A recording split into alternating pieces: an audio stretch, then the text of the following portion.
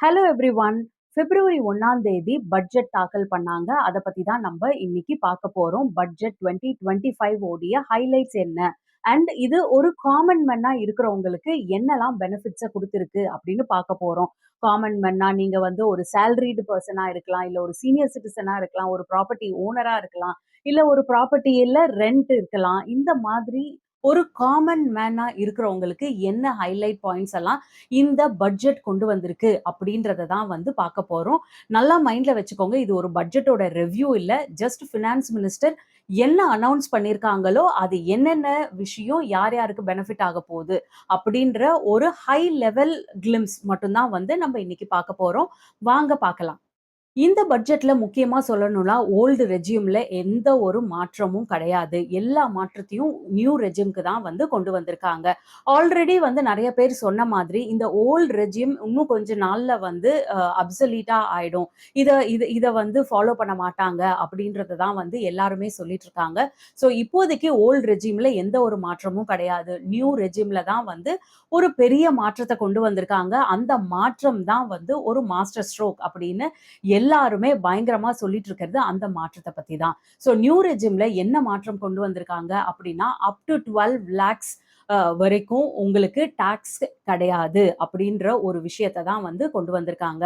நீங்க வந்து 12 லட்சம் வரைக்கும் சம்பளம் வாங்குற ஒருத்தரா இருந்தா உங்களுக்கு வந்து டாக்ஸ் கிடையாது. உங்களுக்கு ஜீரோ டாக்ஸ் அப்படின்றது தான் வந்து இதோடைய ஒரு மிக மிக பெரிய ஹைலைட் பாயிண்ட் வந்து இதுதான். ஏற்கனவே இது எவ்வளவா இருந்துச்சு அப்படின்னா வந்து 7 லட்சமா இருந்தது.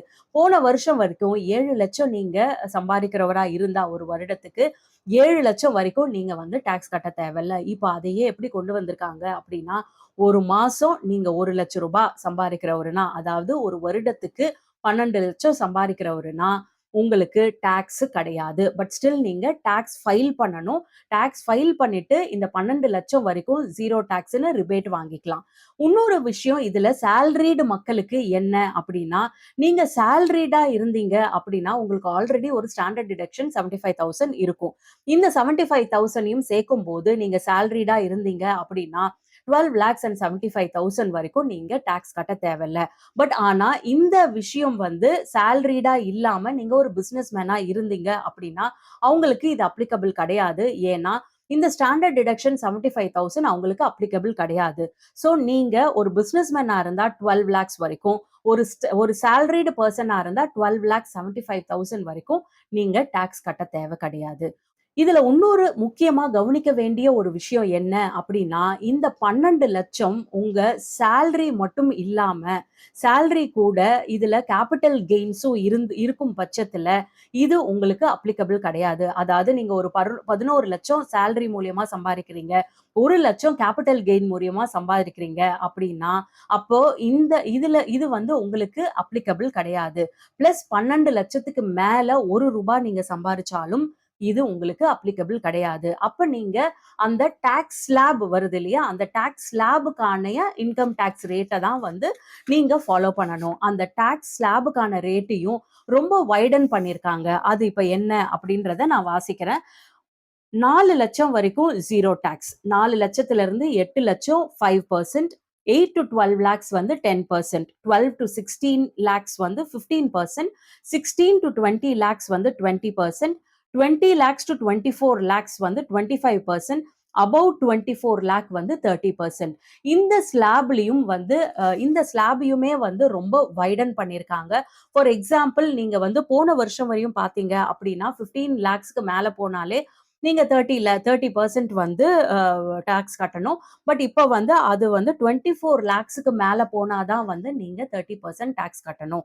ஸோ நீங்க 12 லட்சத்துக்கு மேல சம்பாதிக்கிறவரா இருந்தீங்க அப்படின்னா, இந்த ஸ்லாப்ல என்ன அமௌண்ட் சொல்றாங்களோ, அந்த ஸ்லாப்ல இருக்க அமௌண்ட்ட தான் வந்து நீங்க டாக்ஸா கட்டணும். இந்த ஸ்லாபோடைய அமௌண்ட்டையும் நல்லா விரிவுபடுத்தியிருக்காங்க. ஸோ இதுலயுமே வந்து ஒரு பெனிஃபிட் எல்லாருக்குமே கிடைக்கிற மாதிரி தான் இருக்கு. ஆன் அன் ஆவரேஜ் நீங்க பார்த்தீங்க அப்படின்னா, ஒரு 50,000த்துல இருந்து 1 லட்சம் வரைக்கும் உங்களுக்கு நீங்க கட்டுற டாக்ஸ்ல இருந்து ஒரு பெனிஃபிட் வந்து உங்களுக்கு கிடைக்குது. அதாவது ஒரு 50,000த்துல இருந்து 1 லட்சம் வரைக்கும் உங்களுக்கு ஒரு டிஸ்போசபிள் கேஷ் வந்து ஒரு வருடத்துக்கு இந்த டாக்ஸ் மூலியமா வந்து உங்களுக்கு வருது. இதுதான் வந்து சேலரிடு மக்களுக்கு ஒரு மிகப்பெரிய வரப்பிரசாதமா வந்து எல்லாருமே சொல்றாங்க. இதனால வந்து மிடில் கிளாஸ் மக்கள் வந்து செலவு பண்றதுக்கு ஜாஸ்தி பணம் அவங்க கையில இருக்கும் அப்படின்றதையும் வந்து சொல்லியிருக்கிறாங்க. இதனால வந்து நெறைய பணப்புழக்கம் ஏற்படும் அப்படின்றதையும் வந்து பயங்கரமா ஸ்ட்ரெஸ் பண்ணி எல்லாரும் சொல்லியிருக்கிறாங்க. ஸோ சேலரீடு மக்களுக்கு எல்லா விதத்திலயும் பார்த்தீங்கன்னா, 12,00,000 சம்பாரிக்கிறவங்களா இருந்தாலும் சரி, 12,00,000க்கு மேல சம்பாரிக்கிறவங்களா இருந்தாலும் சரி, அவங்களுக்கு ஒரு நல்ல பெனிஃபிட் கிடைக்கும்படி இந்த டாக்ஸ் ஸ்லாப்ஸ் எல்லாமே வந்து அமைக்கப்பட்டிருக்கு அப்படின்னு தான் வந்து சொல்லணும். அடுத்த முக்கியமான விஷயம் என்ன அப்படின்னா, நீங்க வந்து 2 வீட்டுக்கு சொந்தக்காரரா ஈஸியா இருக்க முடியும் அப்படின்றத ஒரு விஷயத்த கொண்டு வந்திருக்காங்க. அப்படின்னா என்ன அப்படின்னா, ஏற்கனவே நீங்க 2 வீட்டுக்கு சொந்தக்காரரா இருந்தீங்க அப்படின்னா, ஒரு வீட்ல தான் நீங்க வசிக்கிற மாதிரி இருக்கும். இன்னொரு வீட்ல நீங்க ரென்டல் இன்கம் காட்டுற மாதிரி இருக்கும். நீங்க ரென்ட்டுக்கே விடலன்னா கூட பல கண்டிஷன்ஸ் இருக்கு. அந்த பல கண்டிஷன்ஸ சாட்டிஸ்ஃபை பண்ணா தான் வந்து இந்த 2 வீட்டுக்கான சொந்தக்காரரா வந்து உங்களால இருக்க முடியும். இத வந்து தகர்த்துட்டு, இந்த எல்லா கண்டிஷன்ஸையும் எடுத்துட்டு, "நோ கண்டிஷன்ஸ் அப்ளை" அப்படின்னு சொல்லிட்டு, நீங்க 2 வீட்டுக்கு சொந்தக்காரரா ஈஸியா இருக்க முடியும். இதுல கண்டிஷன்ஸே கிடையாது. ஸோ 2 வீடுக்கு நீங்க சொந்தக்காரரா இருக்க முடியும் அப்படின்ற விஷயத்த வந்து அவங்க சொல்லியிருக்காங்க. இது நெறைய பேருக்கு யூஸ்ஃபுல்லா இருக்கும். ஏன்னா நெறைய பேர் நீங்க பார்த்தீங்க அப்படின்னா, சென்னையிலயும் வீடு வச்சிருப்பாங்க. பெங்களூர்ல அவங்க வேலை செய்வாங்க. ஸோ பெங்களூர்லயும் ஒரு சின்ன அபார்ட்மெண்ட் வந்து அவங்க வாங்கியிருப்பாங்க. அப்படி இருக்கும்போது, அவங்க பெங்களூர்ல இருக்க அபார்ட்மெண்ட்ட தான் வந்து அவங்க காமிக்க முடியும். அ இதுல சென்னையில இருக்க அபார்ட்மெண்ட் வந்து அவங்க காமிக்க முடியாது. இப்ப எப்படி பார்த்தீங்க அப்படின்னா, 2 வீட்டுக்கும் அவங்க சொந்தக்காரரா இருக்க முடியும். அதுல இருந்த எல்லா கண்டிஷன்ஸையும் எடுத்துட்டாங்க. அடுத்து இம்பார்ட்டன்ட்டான மாற்றம் என்ன கொண்டு வந்திருக்காங்க அப்படின்னா, டிடிஎஸ்ல தான் கொண்டு வந்திருக்காங்க. டிடிஎஸ்ஸ பொறுத்தவரைக்கும், நீங்க ஒரு வீட்டுக்கு சொந்தக்காரரா இருந்தீங்க அப்படின்னா, நீங்க அந்த வீட்டுக்கு ரூ. 20,000 வாடகை வாங்குறீங்க அப்படின்னா, ஒரு 10% அதுக்கு டிடிஎஸ் வந்து கட்டுறதா வந்து ஏற்கனவே இருந்தது. இந்த ஸ்லாப 20,000த்துல இருந்து 50,000 மாத்தியிருக்கிறாங்க. அதாவது 2 வருடத்துக்கு 2.4 லேக்ஸ்ல இருந்து 6 லேக்ஸ் வரைக்கும் ரூ. 50,000 நீங்க மாச வாடகை நீங்க வாங்கினா கூட, உங்களுடைய வீட்ட நீங்க ரெண்ட் அவுட் பண்ணியிருந்தீங்கன்னா, மாசம் ஒரு ரூ. 50,000 வாடகை வ வ வரும் பட்சத்துல, நீங்க எந்த விதமான டிடிஎஸும் கட்டத் தேவையில்ல. இது வந்து ஏற்கனவே 20,000 இருந்துச்சு. இந்த 20,000த்த 50,000 மாத்திருக்காங்க. இதுவும் வந்து ஒரு பெரிய சேஞ்ச்.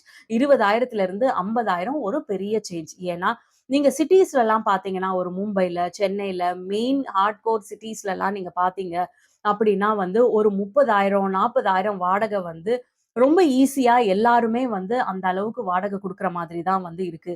அப்படி இருக்கும் பட்சத்துல, இந்த டிடிஎஸ் வந்து நோ டிடிஎஸ் அப் டில் 50,000 பெர் மந்த் அப்படின்றது வந்து ஒரு மிகப்பெரிய சேஞ்சா தான் வந்து இருக்கு. டிடிஎஸ்லயே வந்து இன்னொரு மாற்றமும் வந்து கொண்டு வந்திருக்காங்க. அது வந்து யாருக்கு அப்டின்னா வந்து சீனியர் சிட்டிசனுக்கு. சீனியர் சிட்டிசனுக்கு ஜெனரலா வந்து சீனியர் சிட்டிசன் வந்து அவங்க வந்து அவங்களுடைய பென்ஷன்ல இருந்து ஒரு அமௌண்ட்ட வந்து எஃப்டில போட்டிருப்பாங்க. அந்த எஃப்டில இருந்து அவங்களுக்கு ஒரு இன்ட்ரெஸ்ட் வரும். ஏற்கனவே இந்த மாதிரி ஒரு இன்ட்ரெஸ்ட் பணம் வரும் பட்சத்துல 50,000க்கு மேல போனாலே அவங்களுக்கு 10% டிடிஎஸ்ஸா இருந்துச்சு. இப்போ அந்த இன்ட்ரெஸ்ட் பணம் 1,00,000 வரைக்கும் அவங்களுக்கு எந்த ஒரு டிடிஎஸும் கிடையாது. இது வந்து பல சீனியர் சிட்டிசன்ஸ்க்கு ஒரு ஹெல்ப்ஃபுல்லான ஒரு விஷயமா இருக்கும். ஏன்னா சீனியர் சிட்டிசன்ஸ் பொறுத்தவரைக்கும் நெறைய பணம் அவங்க அவங்க வந்து எஃப்டில போட்டு வச்சிருப்பாங்க. அதுல வர இன்ட்ரெஸ்ட்ல தான் வந்து அவங்க வாழ்ந்துட்டு இருப்பாங்க. இப்போ அந்த இன்ட்ரெஸ்ட் 50,000த்துல இருந்து 1,00,000 வரையும் இன்கிரீஸ் பண்ணதால 1,00,000 வரைக்கும் அவங்களுக்கு எந்த விதமான டிடிஎஸும் கிடையாது. இன்னொரு விஷயமா என்ன அப்டின்னா வந்து பசங்கள ஃபாரின்ல படிக்க வைக்கிற அப்பா, அம்மாக்களுக்கெல்லாம் வந்து ஒரு பெரிய பெனிஃபிட் இருக்கு. பெனிஃபிட் இருக்கு அப்படின்னு சொல்லியிருக்காங்க. அது என்ன அப்படின்னா வந்து டிசிஎஸ் உடைய லிமிட் ஆன் ஃபாரின் ரெமிட்டன்ஸ். இது வந்து 7,00,000த்துல இருந்து 10,00,000 இன்கிரீஸ் பண்ணியிருக்காங்க.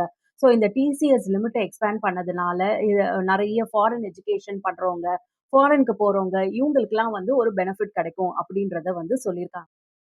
இது எல்லாத்தையும் ஓவராலா பார்த்தீங்க அப்படின்னா, மெஜாரிட்டியா சேலரீடுக்கு, ஒரு வீடு வச்சிருக்கிறவங்களுக்கு, இல்ல ஒரு வீட்ல வாடகை இருக்கிறவங்களுக்கு, சீனியர் சிட்டிசன் மெஜாரிட்டியா பார்த்தீங்க அப்படின்னா, ஒரு காமன் மென்ன ரொம்ப காமன் மென்னுக்கு யூஸ்ஃபுல்லா இருக்கிற மாதிரி, இப்ப நான் சொன்ன இந்த எல்லா ஒரு benefits, tax benefits, TDS benefits, TCS limit increase பண்ணது, இது எல்லாமே வந்து ஒரு காமன் மேனுக்கு யூஸ்ஃபுல்லா இருக்கிறதுனால தான் வந்து, இத வந்து ஒரு மிடில் கிளாஸ்க்கான ஒரு பட்ஜெட்டா வந்து அனவுன்ஸ் பண்ணியிருக்காங்க. இத தாண்டி நெறைய பெனிஃபிட்ஸும் வந்து பல விஷயத்துக்கு கொண்டு வந்திருக்காங்க. உங்களுக்கே தெரியும் யூசுவலா வந்து எஜுகேஷனுக்கு நெறைய செலவு பண்ணுவாங்க. நம்மளோட மிலிட்டரி சர்வீஸ்க்கு நெறைய செலவு பண்ணுவாங்க. இந்த மாதிரி நெறைய டிபார்ட்மெண்ட்ஸ்க்கு எப்பவுமே வந்து செலவு நெறைய நடந்துகிட்டே தான் இருக்கும். இந்த வருஷம் புதுசா ஒரு டிபார்ட்மெண்ட்டுக்கு ஒரு ஹியூஜ் டிஃபரன்ஸ் வந்து வந்திருக்கு. அது என்ன அப்டின்னா வந்து டூரிசம். டூரிசம பொறுத்தவரைக்கும் நெறைய இன்கிரீஸ் இன் பட்ஜெட் வந்து நடந்திருக்கு. அதாவது போன வருஷம் வந்து 850 crore இருந்த பட்ஜெட் வந்து 2500 crore வந்து இன்கிரீஸ் பண்ணப்பட்டிருக்கு.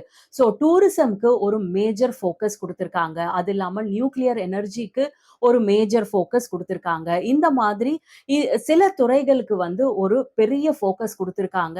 இது இல்லாம பார்த்தீங்க அப்படின்னா வந்து 100% எஃப்டி இன் இன்சூரன்ஸ் அப்படின்னு வந்து சொல்லியிருக்கிறாங்க. இதெல்லாம் வந்து நெறைய துறைகளுக்கு ஒதுக்கப்பட்ட ஒரு மெகா பட்ஜெட்ஸ். நெறைய பெரிய சேஞ்ச் கொண்டு வந்த சில விஷயங்கள்லாம் இதுதான்.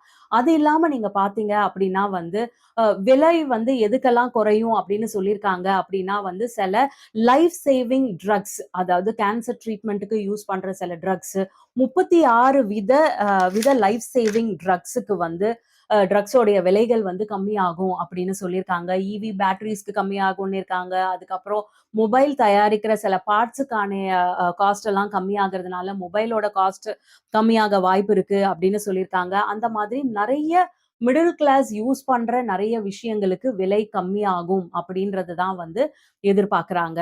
இது எல்லாத்தையும் தாண்டி இது வந்து ஒரு ஆல் என்கம்பாசிவ் பட்ஜெட் கிடையாதுங்க. இதெல்லாம் ஹைலைட் பாயிண்ட் எதெல்லாம் காமன் மேன்க்கு யூஸ்ஃபுல் நமக்கு ஜென்ரலா டே டு டே லைஃப்க்கு எது யூஸ்ஃபுல்லோ அதெல்லாம் மட்டும் தான் வந்து நான் இதுல சொல்லியிருக்கேன்.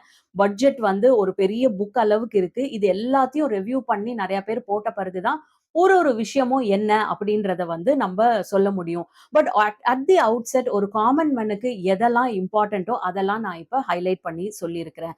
இது எல்லாத்தையும் தாண்டி இன்னொரு ரொம்ப ரொம்ப இம்பார்ட்டன்ட்டான ஒரு இன்ஃபர்மேஷன வந்து ஃபினான்ஸ் மினிஸ்டர் சொன்னாங்க. அது என்ன அப்படின்னா வந்து, இன்னும் ஒரு வாரத்துல நாங்க ஒரு சிம்ப்ளிஃபைடு இன்கம் டாக்ஸ் பில் வந்து கொண்டு வரப்போறோம் அப்படின்னு சொல்லியிருக்காங்க. இது வந்து ரொம்ப ரொம்ப ரொம்ப இம்பார்ட்டன்ட்டான ஒரு விஷயம். ஏன்னா நம்ம இப்ப யூஸ் பண்ணிட்டு இருக்கிறது பார்த்தீங்கன்னா, 1961 கோட் ஆல்மோஸ்ட் 25 வருஷமா வந்து நெறைய பேர வந்து நாங்க நாங்க வந்து இந்த இன்கம் டாக்ஸ் பில்ல வந்து ரீவாம்ப் பண்ண போறோம்னு சொல்றாங்க. ஆனா, இப்ப தான் வந்து அது ரீவாம்ப் பண்ணப்படுது. ஸோ இது வந்து மினிஸ்டர் வந்து என்ன சொல்லியிருக்காங்க அப்டின்னா, ரொம்ப சிம்ப்ளிஃபைடு பில்லா இருக்கும். ஒரு காமன் மேன் யாரு படிச்சாலும் புரியிற மாதிரியான ஒரு இன்கம் டாக்ஸ் பில்லா இருக்கும் அப்டின்னு சொல்லியிருக்காங்க. பிளஸ் இதுல இன்னொன்னும் என்ன சொல்லியிருக்காங்கன்னா, இதுல வந்து லிட்டிகேஷன் வந்து ரொம்ப ரொம்ப குறைவா இருக்கும். We will reduce the litigation அப்டின்னும் சொல்லியிருக்காங்க. இதுல முக்கியமா நம்ம பார்க்க வேண்டியது என்ன அப்டின்னா, ஜெனரலா இந்த இன்கம் டாக்ஸ் பில்ல எடுத்துக்கிட்டீங்க அப்டின்னா, ரொம்ப காம்ப்ளக்ஸா இருக்கும். ஒரு பாயிண்ட்க்கு மேல போனோம் அப்டின்னா, உங்களுக்கு வந்து ஒரு ஆடிட்டர் தேவ அத எக்ஸ்ப்ளைன் பண்றதுக்கு. அதாவது நீங்க இவ்ளோ சம்பாரிச்சீங்க அப்டின்னா அப்படின்னா 80 சில இவ்ளோ, 80 டில இவ்ளோ, பிளஸ் வந்து நீங்க வந்து மெடிக்கல் சப்மிட் பண்ணீங்கன்னா, அதுக்கு இவ்ளோ டாக்ஸ் ரிபேட் அந்த மாதிரி வந்து ஒரு காமன் மேனால அண்டர்ஸ்டாண்ட் பண்ண முடியாத அளவுக்கு தான் வந்து நம்ம இந்தியால வந்து இந்த இன்கம் டாக்ஸ்க்கான பில் வந்து இருக்கு. பட் இத வந்து என்ன சொல்றாங்கன்னா, ரொம்ப சிம்ப்ளிஃபைடா ஆக்கப் போறேன்றாங்க. நீங்க நெறைய முன்னேறிய நாடுகள்ல நீங்க பார்த்தீங்கன்னா, எஸ்பெஷலி நீங்க சிங்கப்பூர் மாதிரியான நாடுகள்லாம் நீங்க பார்த்தீங்க அப்படின்னா, ரொம்ப சிம்பிளா இருக்கணும். இவ்ளோ சம்பாரிச்சீங்கன்னா 10% டாக்ஸ். இவ்ளோ சம்பாரிச்சீங்கன்னா 20% இந்த மாதிரி ரொம்ப சிம்பிளா யார் வேணா அண்டர்ஸ்டாண்ட் பண்ற மாதிரி இருக்கும். பட் இப்போ வரைக்கும் நம்ம இந்தியால அந்த மாதிரி இல்ல. நம்மளோட பில் வந்து ரொம்ப காம்ப்ளக்ஸா இருக்கு. இத வந்து ரொம்ப ரொம்ப சிம்ப்ளிஃபைடா ஆக்கி நெக்ஸ்ட் வீக் நாங்க பிரசன்ட் பண்றோம்னு சொல்றாங்க. சிம்ப்ளிஃபைடா ஆக்குறது தான் வந்து எக்ஸ்பெக்டேஷன். பட் அவங்க பிரசன்ட் பண்ண பிறகு தான் தெரியும் எந்த அளவுக்கு சிம்ப்ளிஃபைடா இருக்கு அப்படின்றது. ஸோ ஓவராலா நீங்க பார்த்தீங்க அப்படின்னா வந்து எதிர்க்கட்சி தரப்புல வந்து நெறைய பிரச்சனைகள்லாம் இருக்கு அப்படின்னு சொன்னா கூட, ஓவராலா ஒரு காமன் மேனுக்கு வந்து டாக்ஸ் பெனிஃபிட்ஸ் இருக்கு. கையில வந்து ஒரு டிஸ்போசபிள் மனி வருது. அட்லீஸ்ட் எல்லாருக்குமே வந்து ஒரு 50,000லிருந்து 1,00,000 வரைக்கும் கையில வந்து ஒரு டிஸ்போசபிள் மனி இந்த டாக்ஸ்னால வந்து இந்த குடுத்திருக்க நியூ டாக்ஸ்னால வந்து வருது அப்படின்றத தான் வந்து எல்லாருமே சொல்றாங்க. ஸோ இந்த கிடைக்கிற புது பணத்த நம்ம சேவ் பண்ண போறோமா? இல்ல செலவு பண்ண போறோமா? அப்படின்றது எல்லாமே வந்து நம்ம கையில தான் இருக்கு. ரொம்ப டீட்டெயில்டான ஒரு அனாலிசிஸ் வந்த பிறகு என்ன இம்பார்ட்டன்ட் பாயிண்ட்டோ அத நான் இன்னொரு விளாக்ல சொல்றேன். இப்போதைக்கு நமக்கு தெரிய வேண்டிய டே டு டே லைஃப்க்கு தேவையான ஒரு ஹைலைட் பாயிண்ட்ஸ் பட்ஜெட்ல இருந்து இதுதான். பாய் ஃபார் நவ்.